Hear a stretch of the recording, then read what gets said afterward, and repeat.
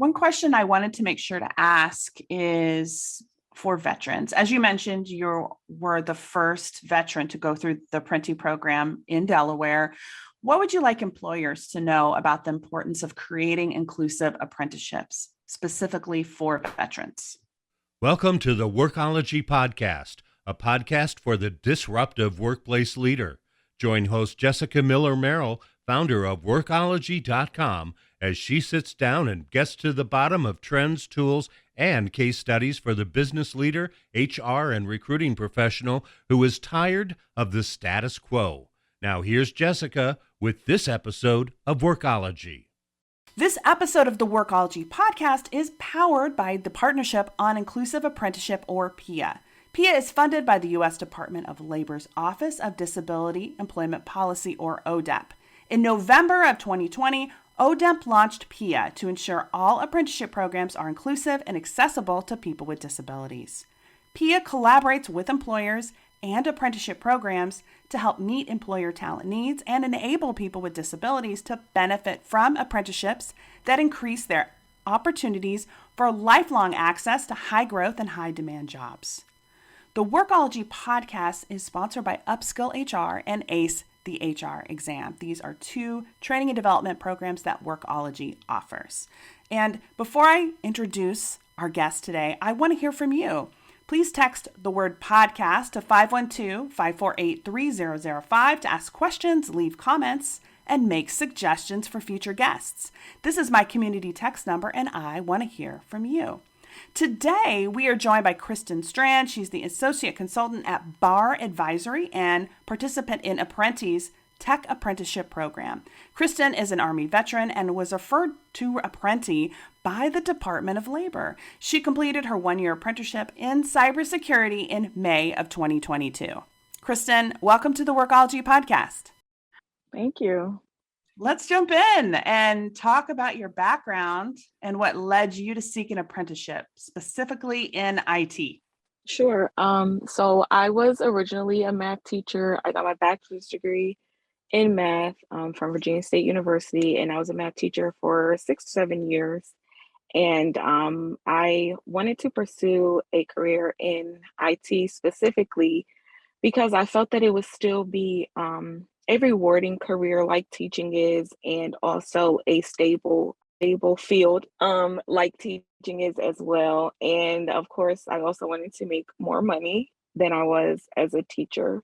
And I decided to go the apprenticeship route because I didn't want to have to go back to college or to spend a lot of time really studying on my own before I could actually get into a job or a career. So the apprenticeship, helped me be able to learn and then put me right into a job right after.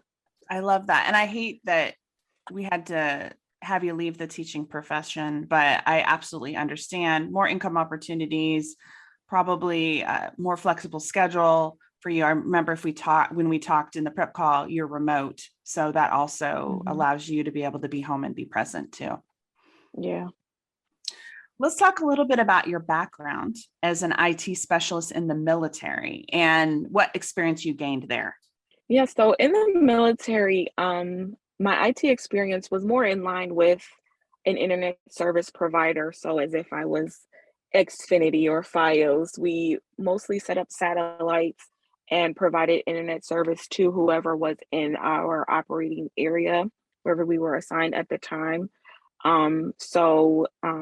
We worked with probably 4 or 5 different types of satellites. And my specific role as an IT specialist was to sometimes set up the satellites physically, but mostly programming the router with our whatever IP addresses we were going to communicate on. And that was my main role there. I did get cybersecurity training as far as being able to keep our data secure and who not to share things with. And mostly if you think about just a generic cybersecurity training that you might have to take annually every year, that was the extent of my training as far as cybersecurity goes. But I did get kind of a good foundation of what IT was all about. And I think that really also sparked my interest. It's this is something, that I'm good at, that kind of relates to what I'm used to, math, and has a lot of opportunities.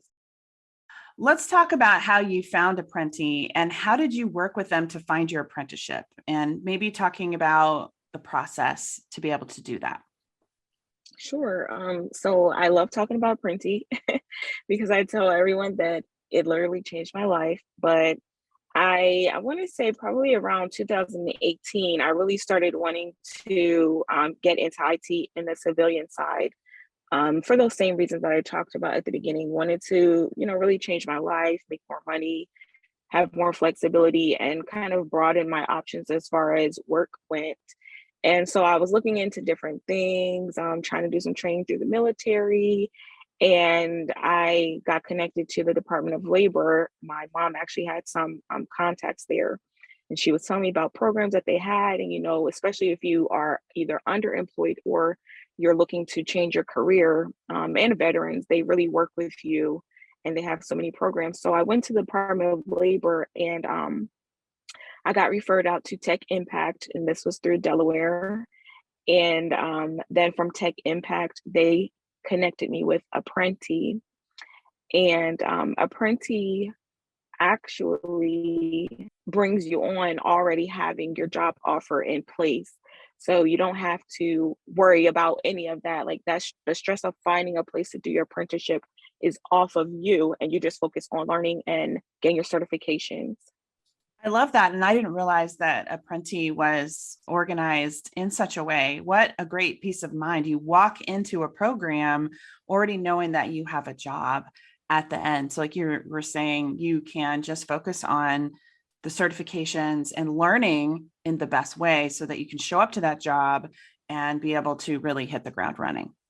Was there any other kind of support that you were offered, maybe that you haven't talked about so far during the apprenticeship program and process? So specifically with Apprenti, you could definitely reach out to your onboarding.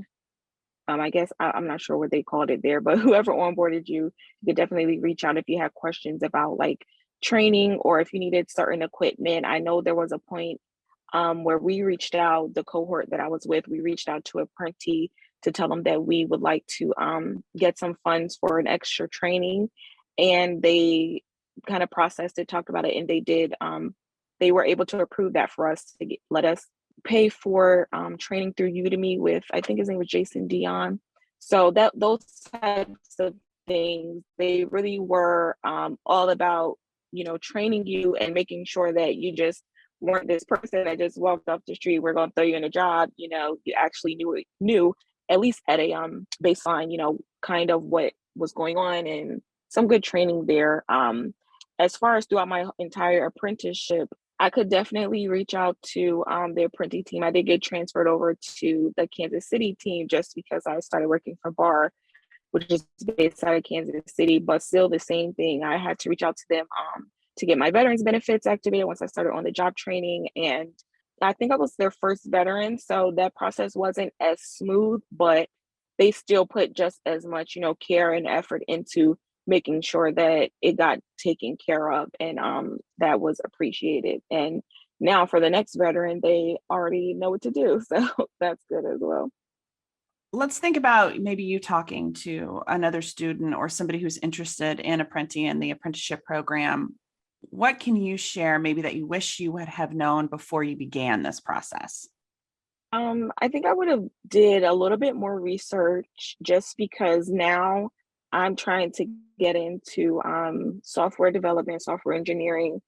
And so I wish I would have known that Apprenti was going to be offering the software engineering apprenticeship, because I definitely would have chosen that one over cybersecurity just because of like the same reasons. I don't want to have to go back to school. And so now I'm looking for another boot camp to do coding. But yeah, I just wish I would have known about all the offerings that Apprenti had at the beginning. Sound advice. I think that's good for everybody. Just taking time to evaluate and consider options and do lots and lots of research, because you never know where, like, you might be interested in another area, but you're resourceful. I know you'll be able to find the right boot camp or program for you in that area too.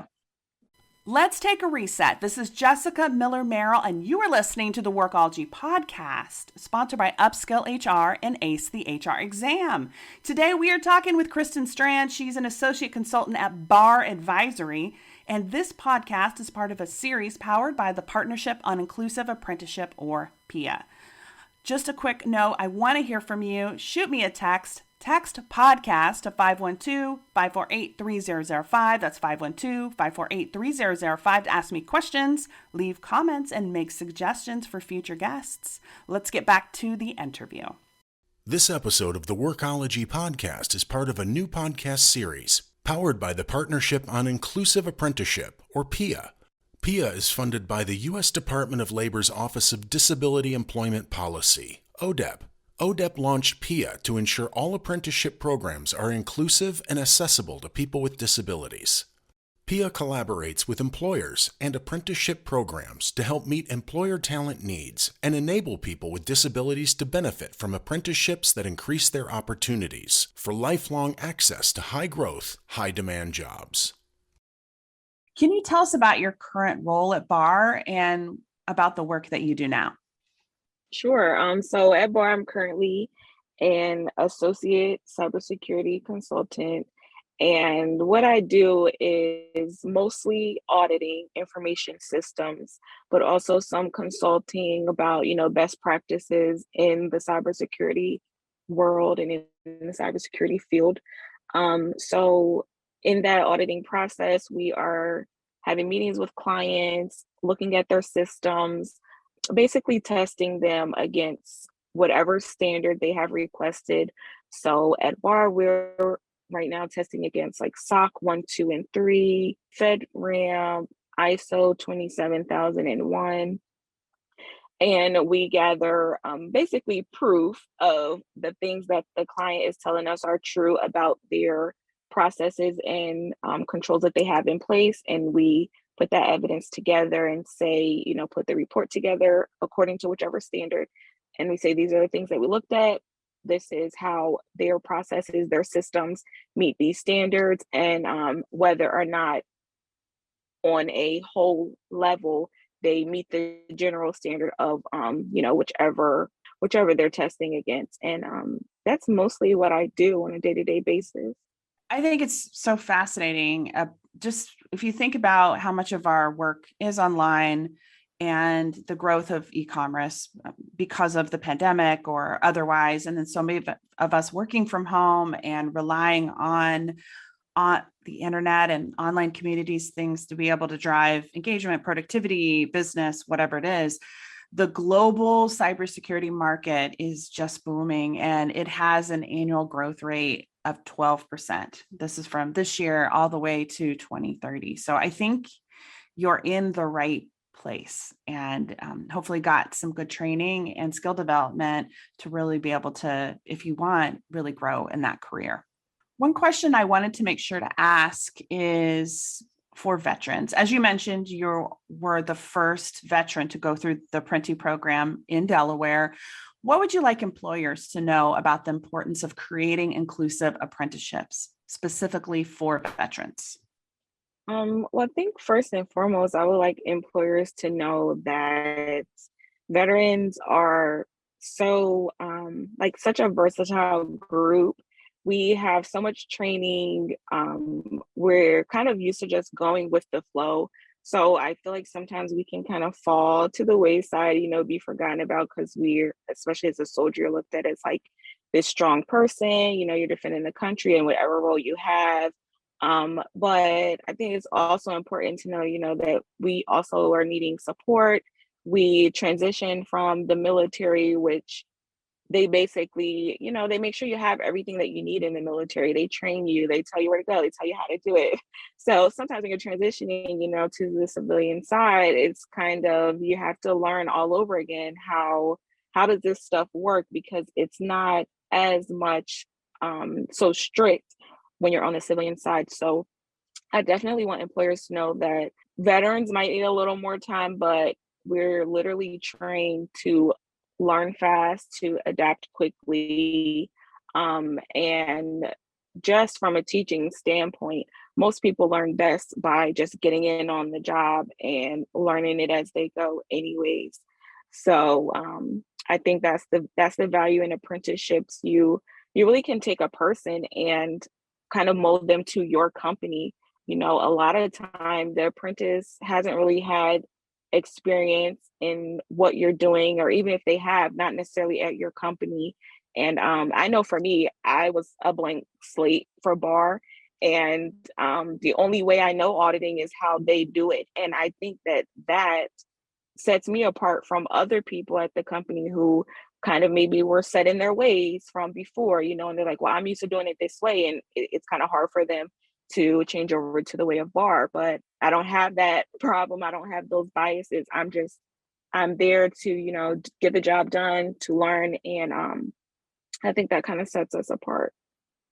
I love that. And I think it's important for us to continue to have this conversation. And one of the reasons I was excited to talk with you is because of the fact that you are a military veteran, and you have a very, in my opinion, highly educated background as a math teacher, and then to go into the world of cybersecurity through an apprenticeship. It's definitely non-traditional, but I think, and I'm speaking from my opinion as an entrepreneur who's had all sorts of non-traditional training, it makes you incredibly versatile and flexible to be able to handle a number of challenges and to do it, or at least offer a solution that might be different than everyone else.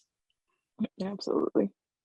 Well, Kristin, I thank you so much for taking the time to chat with us today. I'm going to link to your LinkedIn if folks want to connect with you, or they have questions about apprenticeships or cybersecurity or military veterans or math. Maybe they need help in those areas.